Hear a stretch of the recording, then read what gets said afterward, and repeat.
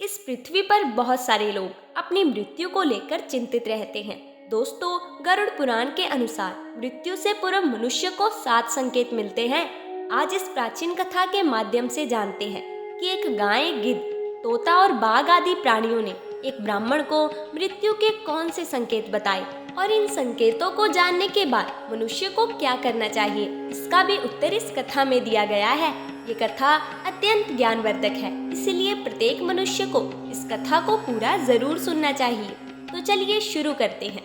पुराने समय की बात है। मध्य देश की एक सुंदर नगरी में हरिदास नामक एक ब्राह्मण निवास करता था। वह अपनी भक्ति और नेक स्वभाव के कारण पूरे गांव में प्रसिद्ध था। हरिदास भगवान विष्णु का परम भगत था और वह प्रतिदिन भगवान की पूजा करता था। उसके घर में धन और सुख समृद्धि की कोई कमी नहीं थी, लेकिन इन सब के बावजूद हरिदास के मन में एक भय छिपा हुआ था, जिसने उसके सुखी जीवन को अंधकारमय बना दिया था। वह हर समय मृत्यु के बारे में सोचता रहता था। रात को जब सब सो जाते, तब हरिदास अकेला बैठकर ये सोचकर बेचैन हो उठता कि उसकी मृत्यु के बाद परिवार का क्या होगा। उसका मन किसी भी चीज में नहीं लगता। जीवन की शांति और आनंद पूरी तरह समाप्त हो गए थे। आखिरकार एक दिन हरिदास ने इस भय से छुटकारा पाने के लिए सोचा, मुझे मृत्यु का रहस्य जानना होगा। यदि मैं ये समझ सकूं कि मृत्यु से पहले क्या संकेत मिलते हैं, तो शायद मैं इस भय से मुक्त हो सकता हूँ। इस विचार के साथ हरिदास ने अपने परिवार और संपत्ति को पीछे छोड़ दिया और नगर नगर भटकने लगा। भटकते भटकते एक दिन वह घने और भयानक जंगल में पहुंच गया। जंगल के चारों ओर केवल ऊंचे ऊंचे पेड़, झाड़ियां और पक्षियों की अजीब आवाजें सुनाई पड़ रही थी। चलते चलते एक स्थान पर एक आश्रम दिखाई दिया। आश्रम के बाहर एक दिव्य शांति फैली हुई थी। अंदर से वेदों का पाठ और शंख ध्वनि सुनाई पड़ रही थी। उस आश्रम में जो साधु निवास करते थे, वह बहुत ही तेजस्वी और शांत दिख रहे थे। हरिदास ने आश्रम में प्रवेश किया और साधु को प्रणाम करते हुए कहा, हे साधु महात्मा, मैं एक समस्या लेकर आया हूँ, कृपया मेरी सहायता कीजिए। साधु ने शांति से उत्तर दिया, हे ब्राह्मण, बताओ तुम्हारी समस्या क्या है? तुम इतने चिंतित और थके हुए क्यों दिख रहे हो? हरिदास ने हाथ जोड़कर कहना शुरू किया, हे साधु महाराज, मैं मृत्यु के भय से अत्यधिक परेशान हूँ। इस भय के कारण मुझे ना नींद आती है, ना भोजन अच्छा लगता है। मैं दिन रात केवल मृत्यु के बारे में ही सोचता हूँ। साधु ने गंभीर स्वर से पूछा, मृत्यु का भय क्यों? हरिदास ने उत्तर दिया, महाराज, मैं ये जानना चाहता हूँ कि मनुष्य को मृत्यु से पहले कौन कौन से संकेत मिलते हैं। साधु ने हरिदास की बात ध्यान से सुनी और कहा, हे ब्राह्मण, मृत्यु का रहस्य जानने के लिए तुम्हें इस जंगल में गहराई तक जाना होगा। इस जंगल में जो भी पशु पक्षी या कोई विचित्र चीज मिले, उनसे मृत्यु के विषय में पूछो। ये सभी तुम्हें मृत्यु से पहले मिलने वाले संकेतों के बारे में बताएंगे, लेकिन याद रखना, वो तुमसे पहले एक पहेली पूछेंगे। यदि तुम उनकी पहेली का सही उत्तर दोगे, तो वह तुम्हें मृत्यु का संकेत बताएंगे। हरिदास ने साधु की बात सुनकर उन्हें प्रणाम किया और कहा, ठीक है साधु महाराज, अगर इससे मुझे मेरे प्रश्नों का उत्तर मिलता है, तो मैं अवश्य इस वन में जाऊंगा। साधु ने उसे आशीर्वाद देते हुए कहा, जाओ और ध्यान रखना कि यात्रा तुम्हारे लिए केवल मृत्यु का नहीं, बल्कि जीवन का भी उजागर करेगी। फिर हरिदास साधु के निर्देश अनुसार जंगल में चला गया। वह जंगल बेहद भयानक था। बड़े बड़े पेड़, जिनकी शाखाएं मानो आकाश को छू रही थी। हरियाली के बीच डरावनी चुप्पी थी। जंगली जानवरों की आवाजें वातावरण को और भयानक बना रही थी। चलते चलते उसकी नजर एक विशालकाय पेड़ पर पड़ी। यह कोई साधारण पेड़ नहीं था। उसकी शाखाएं किसी राजा के मुकुट की तरह फैली हुई थी और तना इतना मोटा था कि उसे 4 लोग मिलकर भी घेर नहीं सकते थे। जैसे ही हरिदास पेड़ के पास पहुंचा, पेड़ की गहरी धीमी आवाज गूंजी, हे ब्राह्मण, तुम कौन हो और इस भयानक कवन में क्यों आए हो? तुम्हें किसने यहाँ पर भेजा है? सब कुछ सच सच बताओ। हरिदास ने दोनों हाथ जोड़कर विनम्रता से कहा, मैं मृत्यु के रहस्य को जानने के लिए यहाँ आया हूँ। मुझे ये जानना है कि मृत्यु से पहले कौन कौन से संकेत मिलते हैं। क्या आप मेरी सहायता कर सकते हैं? तभी पेड़ ने अपनी आवाज को और गंभीर करते हुए कहा, हे ब्राह्मण, मैं तुम्हारी सहायता कर सकता हूँ, लेकिन पहले तुम्हें मेरी पहेली का उत्तर देना होगा। हरिदास ने आत्मविश्वास के साथ कहा, वृक्ष, पूछिए, आपकी जो भी पहेली है उसका उत्तर देने के लिए मैं पूरी कोशिश करूंगा। पेड़ ने थोड़ी देर चुप्पी साधी और फिर अपनी पहेली पूछी। हे ब्राह्मण, कौन है वो जो बिना पंखों के उड़ता है, बिना पैरों के चलता है और बिना जीभ के बोलता है? हरिदास ने कुछ देर विचार किया और उसने चारों ओर देखना शुरू किया और उसका ध्यान उस समय बह रही ठंडी हवा पर गया। कुछ क्षणों के बाद उसने मुस्कुराते हुए उत्तर दिया, हे महावृक्ष, ये तो हवा है। पेड़ अचानक हंस पड़ा और उसकी हंसी जंगल में गूंज उठी। उसने कहा, तुमने बिल्कुल सही उत्तर दिया। हे ब्राह्मण, अब सुनो। मृत्यु का पहला संकेत ये है जब व्यक्ति के शरीर की ऊर्जा क्षीण होने लगे और वह हर समय थकान महसूस करे, तो समझो मृत्यु निकट है। हरिदास ने पेड़ को प्रणाम किया और कहा, महावृक्ष, मैं आपके ज्ञान के लिए आभारी हूँ। मैं इसे हमेशा याद रखूंगा। पेड़ ने शांत स्वर से कहा, जाओ और आगे बढ़ो। हरिदास आगे की यात्रा पर निकल पड़ा। उसके मन में अब और अधिक उत्सुकता थी कि वह आने वाले संकेतों को जाने और समझे। वह आगे बढ़ा। रास्ता और अधिक भयानक और चुनौतियों पूर्ण हो गया था। पेड़ों की शाखाएं आपस में उलझी हुई थी और झाड़ियों से अजीब आवाजें आ रही थी। चलते चलते अचानक उसकी नजर एक विशाल गिद्ध पर पड़ी, जो कि एक सूखे पेड़ की डाल पर बैठा हुआ था। गिद्ध का आकार साधारण पक्षियों से कई गुना बड़ा था। उसकी आंखें चमक रही थी। हरिदास को भय का अनुभव हुआ, लेकिन उसने साहस बटोरकर गिद्ध को प्रणाम किया। गिद्ध ने गहरी और तीखी आवाज से पूछा, हे मनुष्य, तुम कौन हो और इस घने जंगल में क्या कर रहे हो? हरिदास ने हाथ जोड़कर विनम्रता से कहा, मैं मृत्यु का रहस्य जानने के लिए भटक रहा हूँ। मुझे मृत्यु से पूर्व मिलने वाले संकेतों के बारे में जानने की जिज्ञासा है। गिद्ध ने अपने पंखों को फैलाते हुए कहा, मैं तुम्हारी सहायता कर सकता हूँ, लेकिन उसके लिए तुम्हें मेरी एक पहेली का उत्तर देना होगा। यदि तुम उत्तर सही दोगे तो मैं तुम्हें मृत्यु से पूर्व मिलने वाला एक महत्वपूर्ण संकेत बताऊंगा। हरिदास ने कहा, पूछिए महाज्ञानी गिद्ध, मैं उत्तर देने की पूरी कोशिश करूंगा। गिद्ध ने पूछा, हे मनुष्य, क्या है वह चीज जो पैदा होने के साथ हर पल घटती रहती है लेकिन कभी समाप्त नहीं होती? हरिदास ने थोड़ी देर विचार किया। कुछ ही क्षणों बाद उसने उत्तर दिया, गिद्ध महाराज, इसका उत्तर समय है। समय हर पल कम होता है, लेकिन ये अनंत है और कभी समाप्त नहीं होता। गिद्ध ने अपनी तीखी आवाज में हंसते हुए कहा, सही उत्तर दिया है। हे ब्राह्मण, अब सुनो। मृत्यु का दूसरा संकेत है जब व्यक्ति की इंद्रियां जैसे सुनना और देखने की शक्ति कमजोर होने लगे, तो समझो कि मृत्यु निकट है। हरिदास ने ध्यानपूर्वक गिद्ध की बात सुनी और गिद्ध को प्रणाम करते हुए आगे बढ़ गया।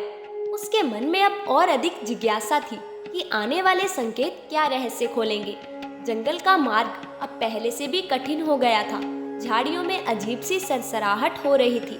चलते चलते हरिदास की नजर एक गधे पर पड़ी। गधा एक पेड़ की छाया में खड़ा था और उसकी आंखों में एक गहरी शांति झलक रही थी। जैसे ही उसने हरिदास को देखा, वह बोल उठा, ब्राह्मण, तुम यहाँ क्यों आए हो? हरिदास ने हाथ जोड़कर गधे को प्रणाम किया और कहा, हे शांतचित्त गधे, मैं मृत्यु के रहस्य को जानने के लिए भटक रहा हूँ। मुझे मृत्यु से पहले मिलने वाले संकेतों के बारे में जानना है। क्या आप मेरी सहायता कर सकते हैं? गधे ने कहा, मैं तुम्हारी सहायता कर सकता हूँ, लेकिन पहले तुम्हें मेरी पहेली का उत्तर देना होगा। हरिदास ने कहा, पूछिए महाज्ञानी गधे, मैं उत्तर देने का प्रयास जरूर करूंगा। गधे ने गंभीर स्वर में पूछा, हे ब्राह्मण, वह क्या है जो जितना खाली होता है उतना ही भारी महसूस होता है? हरिदास ने कुछ क्षण विचार किया और उसने मुस्कुराते हुए उत्तर दिया, ये तो चिंता है। चिंता जितनी अधिक होती है उतना ही भारीपन महसूस होता है, भले ही वह असल में कुछ ना हो। गधे ने अपने सर को हिलाते हुए कहा, बिल्कुल सही उत्तर। अब सुनो, मृत्यु का तीसरा संकेत ये है, जब व्यक्ति के बाल सफेद होने लगे और त्वचा पर झुर्रियां पड़ने लगे, तो समझ जाना कि मृत्यु धीरे धीरे करीब आ रही है। हरिदास ने गधे को प्रणाम करते हुए कहा, हे ज्ञानी गधे, मैं आपके ज्ञान का हृदय से आभारी हूँ। गधे ने शांत स्वर से कहा, जाओ ब्राह्मण, तुम्हारी यात्रा अभी समाप्त नहीं हुई। हरिदास ने गधे को धन्यवाद किया और आगे बढ़ गया। वह जंगल के गहरे हिस्से में प्रवेश कर चुका था। विशालकाय पेड़ों के बीच में अंधकार ने अपना डेरा जमा लिया था। कुछ दूरी तय करने के बाद अचानक हरिदास की नजर एक विशाल बाग पर पड़ी। बाघ एक चट्टान के पास खड़ा था। हरिदास ने बाघ को प्रणाम किया। बाघ ने पूछा, मनुष्य, तुम यहाँ क्या कर रहे हो और इस जंगल में क्यों भटक रहे हो? हरिदास ने डरते डरते कहा, जंगल के राजा, मैं मृत्यु के रहस्य को जानने के लिए यहाँ आया हूँ। कृपया मेरी सहायता करें। बाघ ने अपने विशाल पंजों को जमीन पर पटकते हुए कहा, मैं तुम्हें मृत्यु का एक संकेत बता सकता हूँ, लेकिन पहले तुम्हें मेरी पहेली का उत्तर देना होगा। हरिदास ने सिर झुकाकर पूछा, हे महाबली बाघ, मैं पूरी कोशिश करूंगा। बाघ ने अपनी गहरी आवाज में पूछा, हे ब्राह्मण, वह क्या है जो देखने में खाली है लेकिन अपने भीतर सब कुछ समेटे हुए है? हरिदास ने कुछ पल के लिए सोचा, फिर उसने आत्मविश्वास से कहा, ये तो आकाश है। आकाश को हम खाली और शून्य के रूप में देखते हैं, लेकिन ये अपने भीतर पूरी सृष्टि, हवा, बादल, सूरज, चांद और तारे समेटे हुए है। बाघ ने एक धीमी हंसी के साथ कहा, तुमने सही उत्तर दिया। ये ब्राह्मण, अब सुनो मृत्यु का चौथा संकेत। शरीर की त्वचा का पीला या काला पड़ना और चेहरे का तेजहीन हो जाना मृत्यु के निकट आने का एक महत्वपूर्ण संकेत है। ये संकेत इस बात को दर्शाता है कि शरीर की जीवन ऊर्जा क्षीण हो रही है और आत्मा धीरे धीरे शरीर से विदा लेने की तैयारी कर रही है। हरिदास ने बाघ का धन्यवाद किया और अपनी यात्रा पर आगे बढ़ा। बड़े बड़े वृक्षों के बीच एक पगडंडी उसे और अधिक अंदर ले जा रही थी। चलते चलते हरिदास की नजर एक विशाल गाय पर पड़ी। गाय का रूप अलौकिक था। उसका शरीर सुनहरी आभा से चमक रहा था। उसकी आंखों में गहरी करुणा झलक रही थी। वह गाय बिल्कुल शांत खड़ी थी। हरिदास को गाय के इस दिव्य रूप को देखकर एक अलग ही शांति का अनुभव हुआ। उसने तुरंत गाय को प्रणाम किया और विनम्रता से कहा, गो माता, मैं मृत्यु के रहस्य को समझने के लिए भटक रहा हूँ। मैंने इस जंगल में 4 संकेत प्राप्त किए। अब मुझे आपसे सहायता चाहिए। क्या आप मुझे मृत्यु से पहले मिलने वाले किसी संकेत के बारे में बता सकती हैं? गाय ने कहा, हे ब्राह्मण, मैं तुम्हारी सहायता अवश्य करूंगी, लेकिन पहले मेरी एक पहेली का उत्तर दो। हरिदास ने तुरंत कहा, पूछो गौ माता, मैं अपनी पूरी कोशिश करूंगा। गाय ने अपनी बड़ी आंखों को झपकाते हुए पूछा, वह कौन सा अमृत है जो बिना पिए जीवन को बनाए रखता है और बिना देखे भी हर प्राणी के लिए आवश्यक है? हरिदास ने थोड़ी देर सोचा और फिर कहा, ये तो प्राणवायु है। बिना प्राणवायु के कोई भी जीवित नहीं रह सकता। ये जीवन का आधार है। गाय ने प्रसन्न होकर सिर हिलाया और कहा, सही उत्तर। अब सुनो मृत्यु का 5वां संकेत। जब व्यक्ति का शरीर भोजन के प्रति उदासीन हो जाए और वह खाने का स्वाद ना ले पाए, तो समझो कि मृत्यु का समय निकट है। हरिदास ने ध्यानपूर्वक गाय के वचन सुने और उसे प्रणाम करते हुए कहा, गो माता, मैं आपके इस दिव्य ज्ञान के लिए आपका आभारी हूँ। हरिदास गाय को धन्यवाद दिया और अपनी यात्रा पर आगे बढ़ गया। थोड़ी देर चलने के बाद हरिदास की नजर एक सुंदर तोते पर पड़ी, जो कि एक ऊंचे पेड़ की शाखा पर बैठा हुआ था। हरिदास ने उसे देखा, तभी तोता बोल पड़ा, हे ब्राह्मण, तुम कौन हो और इस जंगल में क्यों भटक रहे हो? हरिदास ने हाथ जोड़कर तोते को प्रणाम किया और कहा, मैं मृत्यु के रहस्य को समझने के लिए जंगल में भटक रहा हूँ। मैंने अब तक कई संकेत प्राप्त किए हैं और अब आपसे सहायता की अपेक्षा करता हूँ। तोते ने कहा, मैं तुम्हारी सहायता कर सकता हूँ, लेकिन उसके लिए तुम्हें मेरी एक पहेली का उत्तर देना होगा। हरिदास ने उत्सुकता से कहा, पूछिए, मैं उत्तर देने का प्रयास अवश्य करूँगा।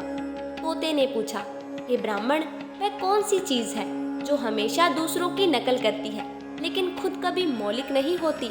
हरिदास ने कुछ पल के लिए विचार किया और उसने पेड़ों के नीचे फैली हुई छाया पर ध्यान दिया और मुस्कुराते हुए उत्तर दिया, ये छाया है। छाया हमेशा दूसरों की नकल करती है, लेकिन उसकी अपनी कोई पहचान नहीं होती। तोते ने हंसते हुए कहा, बिल्कुल सही उत्तर। हे ब्राह्मण, सुनो, मृत्यु का 6ठा संकेत ये है, जब व्यक्ति के सपने डरावने और विचित्र होने लगे और वह गहरी और शांत नींद ले पाए, तो समझो मृत्यु निकट है। हरिदास ने तोते को प्रणाम करते हुए कहा, हे ज्ञानी तोते, मैं आपके इस ज्ञान के लिए आपका हृदय से आभारी हूँ। हरिदास ने तोते का धन्यवाद दिया और अपनी यात्रा जारी रखी। इसी शांत और सुंदर वातावरण में उसकी नजर एक तेजस्वी हिरण पर पड़ी। हिरण का स्वरूप ऐसा था जैसे वह जंगल के सभी रहस्यों को जानता हो। उसकी आंखें चमक रही थी। हरिदास ने हिरण को प्रणाम किया और कहा, हे वनमृग, मैं एक साधारण ब्राह्मण हूँ। मैं मृत्यु के रहस्य को जानने और समझने के लिए यहाँ आया हूँ। कृपया मुझे मृत्यु से पहले मिलने वाले संकेतों के बारे में बताइए। हिरण ने गंभीर स्वर में कहा, हे ब्राह्मण, मैं तुम्हारी सहायता कर सकता हूँ, लेकिन तुम्हें मेरी एक पहेली का उत्तर देना होगा। यदि तुम सही उत्तर दोगे तो मैं तुम्हें मृत्यु का 7वां और अंतिम संकेत बताऊंगा। हरिदास ने आत्मविश्वास से कहा, पूछिए महाज्ञानी हिरण, मैं उत्तर देने की पूरी कोशिश करूंगा। हिरण ने पूछा, वह कौन सी चीज है जो बिना किसी रोक टोक के चलती रहती है, लेकिन जिसका अंत हर किसी के लिए निश्चित है? हरिदास ने सोच विचार किया और फिर आत्मविश्वास से उत्तर दिया, यह जीवन है। जीवन हमेशा चलता रहता है, लेकिन अंत हर किसी के लिए निश्चित है। हिरण ने प्रसन्न होकर कहा, बिल्कुल सही उत्तर। हे ब्राह्मण, अब सुनो, मृत्यु का 7वां और अंतिम संकेत ये है, जब व्यक्ति की सांसें असामान्य हो जाए, वह भारी थकावट महसूस करे, व्यक्ति की सुनने और सूंघने की शक्ति कम हो जाए, कानों में गूंज या अजीब आवाजें सुनाई दे, उसकी दृष्टि भी क्षीण हो जाए, उसे अपने आसपास खड़े लोग भी दिखाई नहीं देते, तो यह मृत्यु का संकेत है। ये अंतिम संकेत है जो बताता है कि जीवन का अंत निकट है। हरिदास ने ध्यानपूर्वक हिरण के वचन सुने और उसे प्रणाम करते हुए कहा, हे ज्ञानी हिरण, मैं आपके ज्ञान का हृदय से आभारी हूँ। आपने मुझे मृत्यु के अंतिम संकेत के बारे में बताया है, ये मेरे लिए अत्यंत मूल्यवान है। हिरण ने शांत स्वर में कहा, याद रखना, मृत्यु केवल एक अंत नहीं है, बल्कि आत्मा की यात्रा का एक नया अध्याय है। हे ब्राह्मण, अब तुम अपनी यात्रा पूरी कर चुके हो, लौट जाओ और इस ज्ञान का उपयोग अपने जीवन को समझने और जीने में करो। हरिदास ने हिरण का धन्यवाद किया और अपनी यात्रा समाप्त करने का निर्णय लिया। 7 संकेत जानने के बाद उसकी आत्मा ज्ञान और सत्य के प्रवेश से भर चुकी थी। ब्राह्मण समझ चुका था, ये यात्रा केवल मृत्यु को समझने की नहीं, बल्कि जीवन को जानने की थी। मृत्यु का भय केवल उसे होता है जिसने अपने जीवन को व्यर्थ में बिताया हो। अच्छा जीवन जीने वाला व्यक्ति मृत्यु को डर के रूप में नहीं, बल्कि एक नए प्रारंभ के रूप में देखता है। ब्राह्मण अब पूरी तरह से बदल चुका था। मृत्यु का भय जो उसे प्रतिदिन सताता था, अब वो समाप्त हो गया था। वह जान चुका था कि मृत्यु केवल एक चरण है। धर्म, सत्य और भक्ति के मार्ग पर चलकर इसे सहजता से स्वीकार किया जा सकता है। अब वह अपने परिवार और समाज के साथ शांति और संतोष के साथ जीवन व्यतीत करने लगा। वह दूसरों को भी धर्म और सत्य के मार्ग पर चलने की प्रेरणा देने लगा। तो दोस्तों, ये कथा हमें सिखाती है कि मृत्यु से डरने की आवश्यकता नहीं है। जीवन को धर्म, सत्य और भक्ति के साथ जीना चाहिए। यही वास्तविक मोक्ष का मार्ग है। उम्मीद है आपको ये कथा पसंद आई होगी। वीडियो को लाइक ज़रूर करें और कमेंट में जय श्री कृष्णा अवश्य लिखें। साथ ही चैनल को सब्सक्राइब करें। धन्यवाद।